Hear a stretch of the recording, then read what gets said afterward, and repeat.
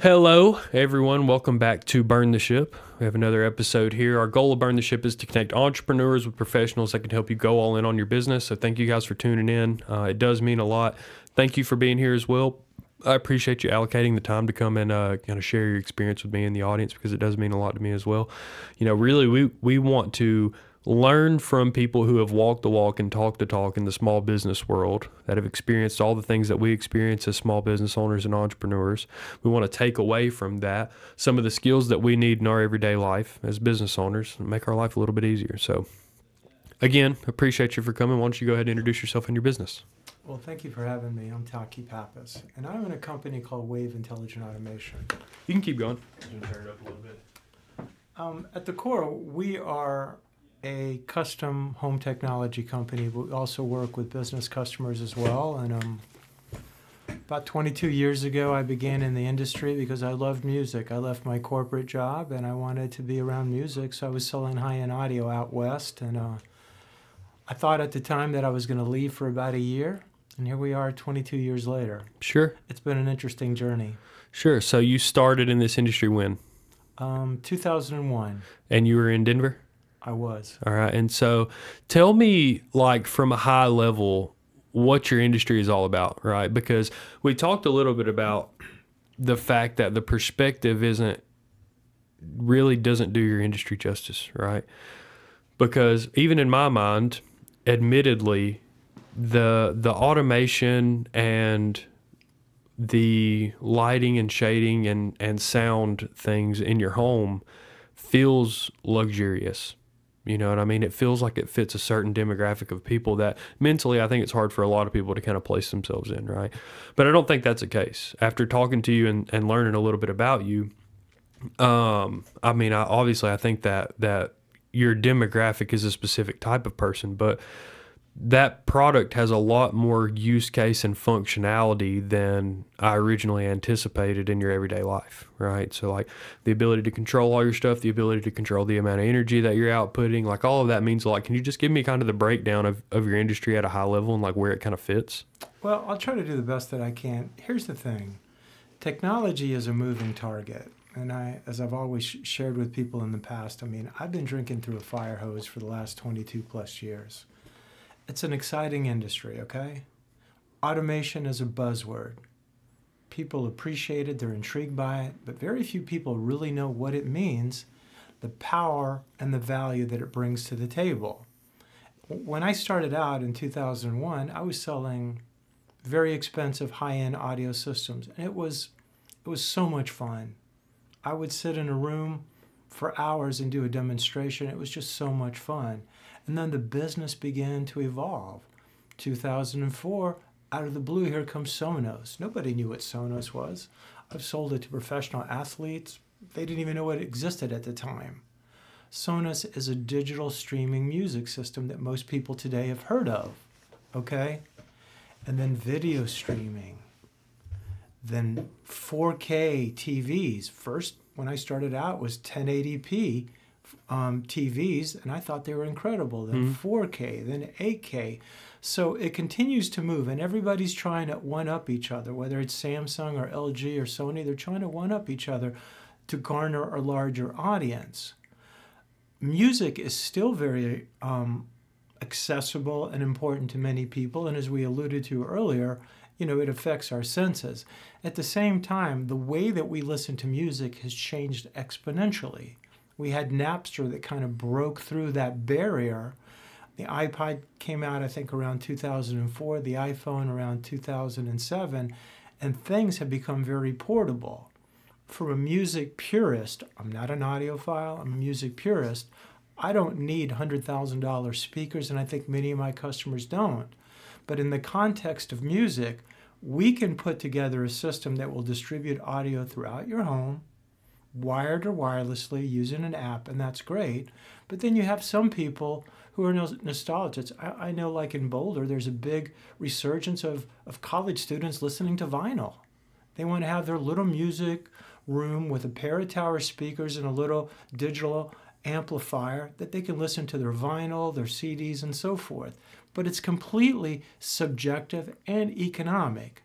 My job, My primary job is to educate people on what's available and then explain it in a way that they can understand so they can make decisions.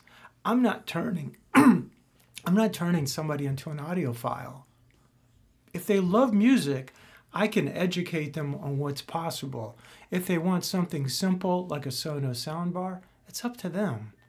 I want my customers to have a wonderful experience. And I have to quote Jim Carrey, one of my favorite quotes.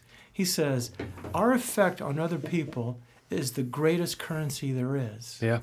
That's what we're doing. We're selling experiences. And people know if you care or not. Yeah. I'm not a great salesman. I just educate people. And I'm kind of a facilitator, so I explain to people how things work because I really do enjoy this. Music is a powerful thing. You know, I can digress forever. And then over the years, lighting control has exploded. You live in a 2,500 square foot house or a 5,000 square foot house. Do you really want to go throughout the house and flip a switch? Or would you like to go to your mudroom, press a button, and then illuminate the house? To what extent you take it is completely your opinion of what you want to do.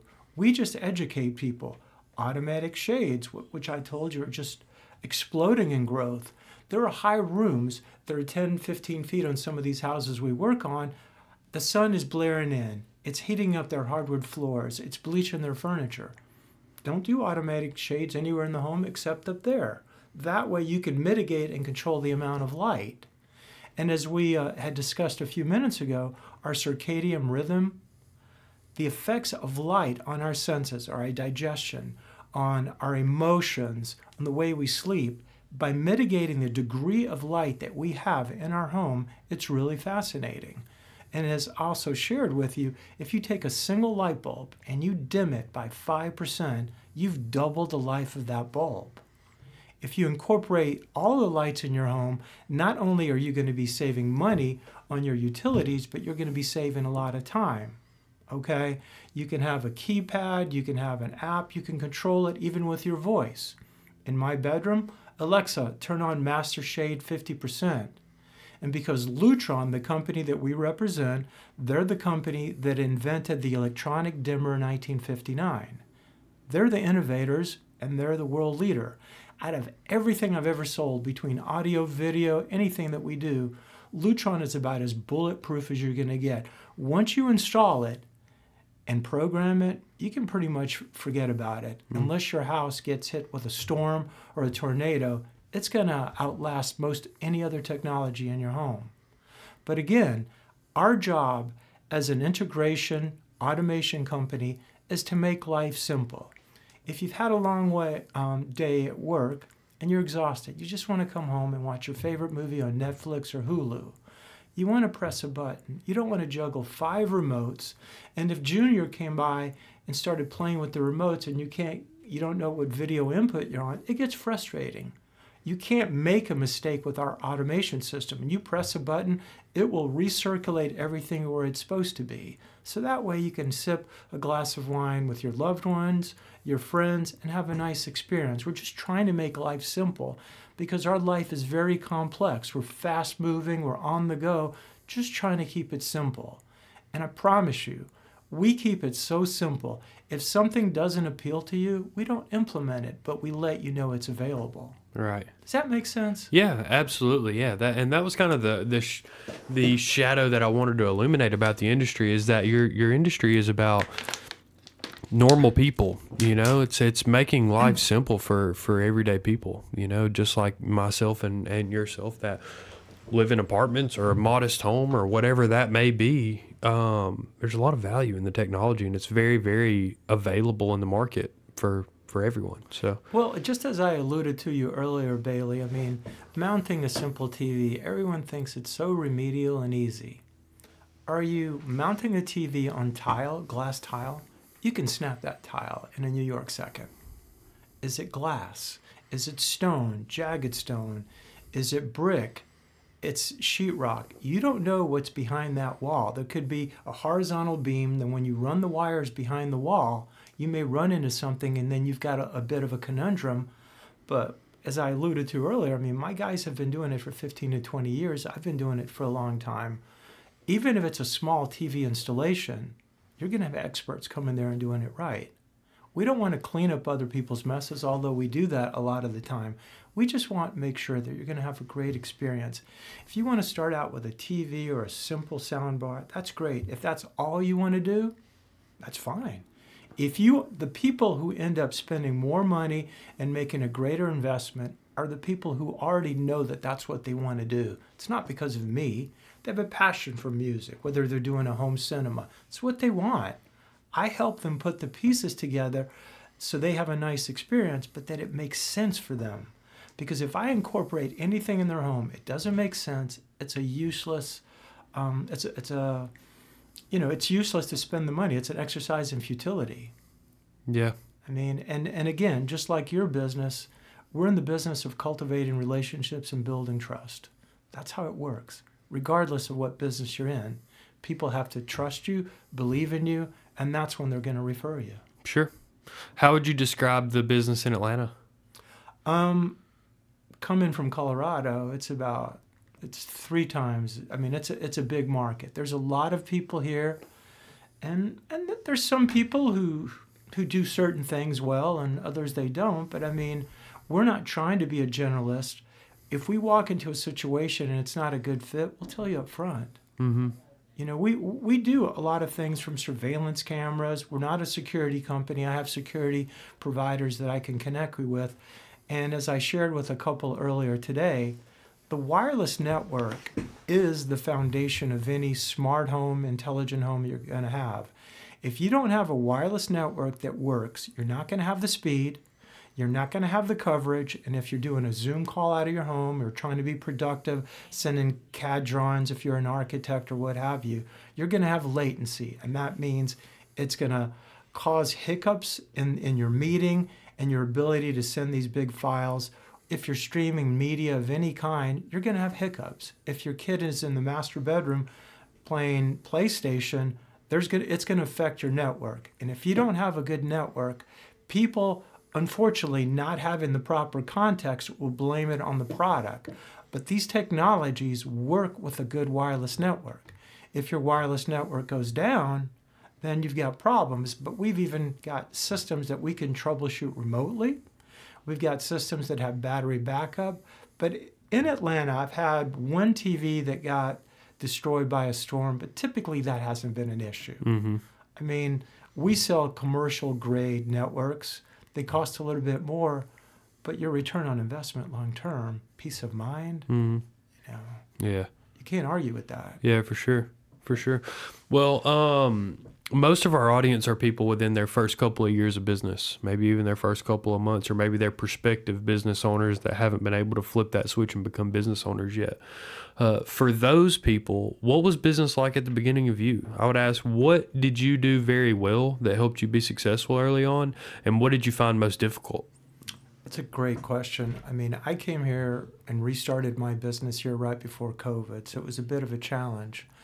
It was a lot of networking and meeting with custom builders, interior designers, architects. Real estate professionals are great, as we call it, gate openers in our business, because they're working with the consumers. And if somebody purchases a $300,000 home or a multi-million-dollar home, it doesn't matter. I don't know of anyone that doesn't have a wireless network or a TV in their home. Right. These are things that we do. So as you shared with everyone earlier, it doesn't have to be a luxury buyer. We specialize in the luxury market, but if somebody just wants some simplicity in their home, we can do that. In the context of building a business, it's a lot of day-to-day consistency in everything you do, and demonstrating your work, explaining, educating, running your own business. It's not for everyone. Right. Right. And you have to believe that what it is that you're presenting to the public represents a tangible value that people will appreciate and value. Yeah, for sure. No, yeah, I can agree. And we talked about it a little bit before. Like, we talk about those skills and trying to kind of pass those skills on to the other entrepreneurs in our network. But I think that one of the things to kind of revel at when I'm talking to you and having this conversation here specifically is that you use that industry experience to its maximum, right? Like you use the tread on your tires that you have spent all of this time learning and learning and evolving and adapting to your industry to the best of your ability. You know what I mean? Because a lot of people don't understand that with time and pressure in your industry comes improvement, you know, and things change in your industry and you have to adapt with your industry. But when you learn your industry and not just learn it at a product level or not just learn it at a sales level, but you truly understand your industry and you've been doing it as long as you have, man, it's hard to replace that. You know what I mean? So we're constantly being certified, whether it's lighting control or automation or what have you. And it's a steep learning curve. And it also explains why sometimes we go into someone's home or business and in a matter of 30 minutes, we figure out what the problem is as opposed to paying somebody 3-4 hours who's less experienced. And there's a lot of people getting into this industry because it's exciting, but it takes years to understand how to do things right. Yeah, for sure. For sure. What would you say was the most difficult? Getting your name out. It just took a lot of legwork. Yeah. That's part of the process. I mean, as we talked There's about... no replacement for it. Well, just like we alluded to earlier about sports, I mean, it's grit. It's determination. There's no shortcuts to success. There comes a time in your career, in your profession, where things become easier because of all the work, but you put in the work. Mm. I'm a tennis player. How many forehands have I hit? Probably millions. Yeah. That's how it works. Yeah, no, for sure. Yeah, I can agree with that. Yeah, our industry's a lot like that too. You have to, like we just had a new guy start on Monday, right? And he was like, yeah, I'm looking at this book and everything. I was like, forget that training manual. I was like, you know, the best thing that you can do for yourself is get the cliff notes from all the salespeople here 3 or 4 times a piece, and then go knock on doors and give people an honest summation of what it is that you do. Hey, I just started in my industry. I was wondering if I could talk to you about my credit card processing. I only know a little bit about it, but I have a team of people that have been doing it for years and years and years, and I was just wondering if maybe you'd let me take your statement back to them so that I could at least use it to learn, you know? It's like people are going to ask you questions that you don't know the answer to. Like for the first 6 months in this industry, somebody should ask you a question every single day that you don't know the answer to, that you should have to say, let me figure it out and I'll call you back, right? And you're going to call us and maybe we know the answer and maybe we don't. You know, maybe it's something we've never heard of before, which is rare, but you know, maybe it's something in our industry that's changed, or maybe it's something we haven't run into in a long time and the rules on it are changing. You know, like I said, every day you need to have someone ask you a question that you do not know the answer to, and you need to go home at night. You need to say, did somebody ask me a question that I don't know the answer to today? And if the answer is no, then you didn't go see enough people, you know? So like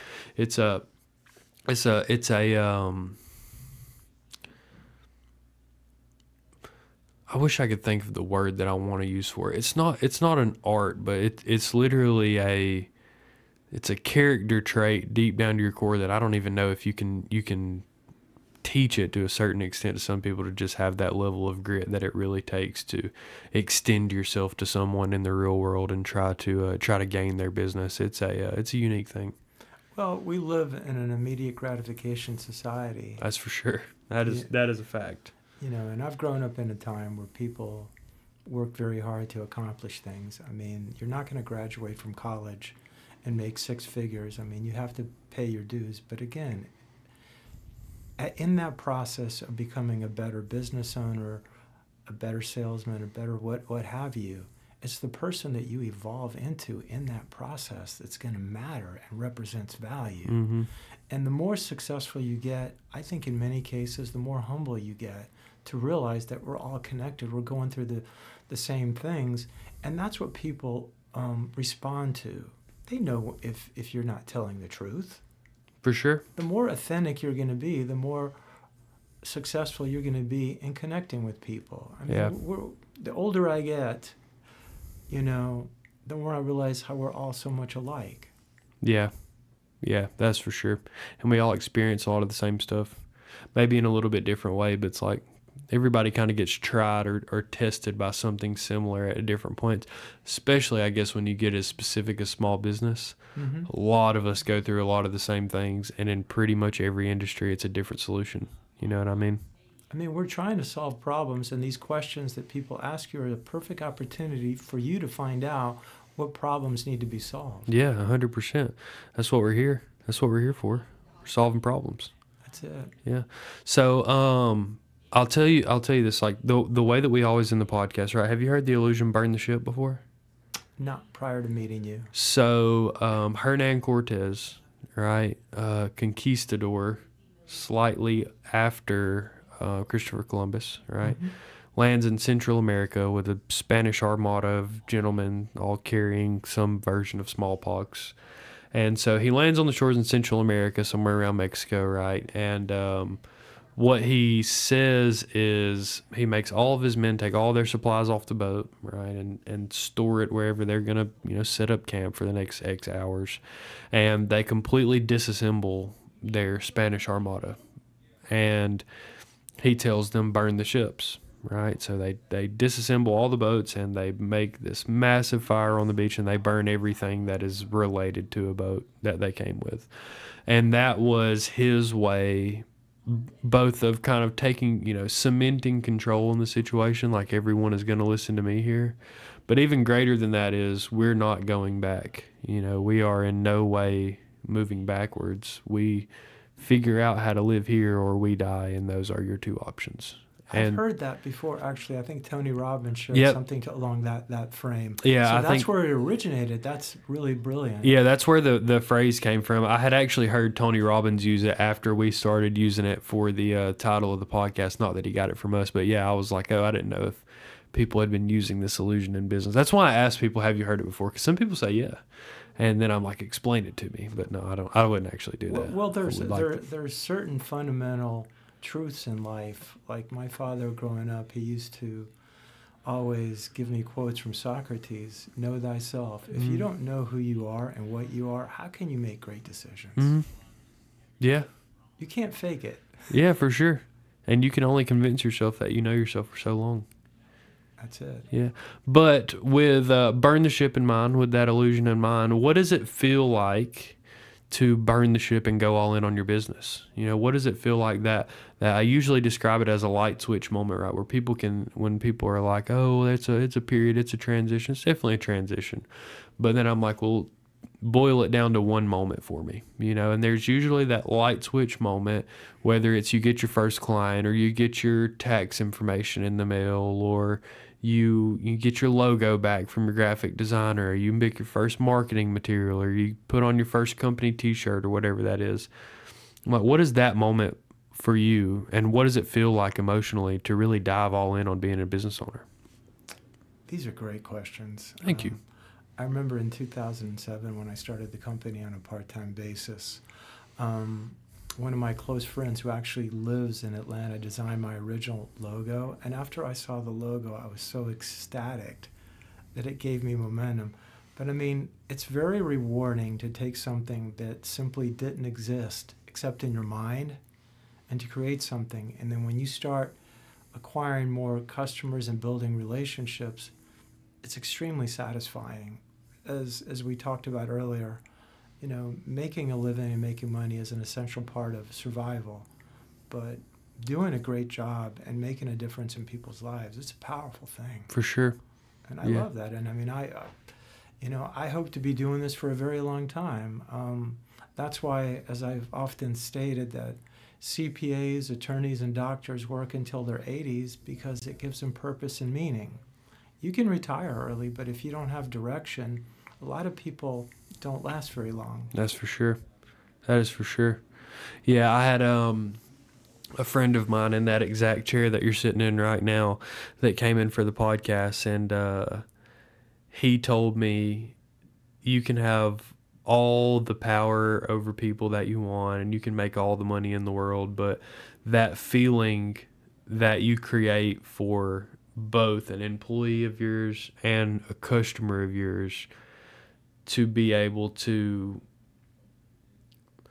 basically that experience is really the value of being a business owner, right? Empowering someone that you're working with to make a way for themselves, and giving the customer the ability to have what it is that they want because you do such a good job. He said there are all the things that you can do in the world where you can have power over people. You can be a manager anywhere in the world. He said there's all kinds of things in the world that you can do to make money. He said being an entrepreneur is such a unique experience because of the feeling that you create for other people that there's no replacement for it. I thought those are very wise words. You know, there's an old friend of mine who used to be a mortgage broker, and he called me up one day, and he says, "Guess what?" I go, "What?" He goes, "I'm blue collar." I go, "What are you talking about?" So this is a true story. He called me up. He's been a big influence in my life, just a good old friend of mine. And he decided there was a niche in Colorado for egress windows. These are the windows that you cut in people's basements to make the room bigger. So he would take these gigantic blades and cut into people's homes, and he's doing really well. But here's what he told me before I started the business. April 1st, 2007, he said, "How bad do you want it, and are you willing to lose everything to get it? If you're not, don't do it." Yeah. Yeah, that's for sure. Yeah, we've had a lot of people say that the whole entrepreneurship journey is not for the faint of heart, and I couldn't agree more. You have to really desire it. You have to really, really desire to cut that path for yourself. That's how it works, but it's worth it. Yeah.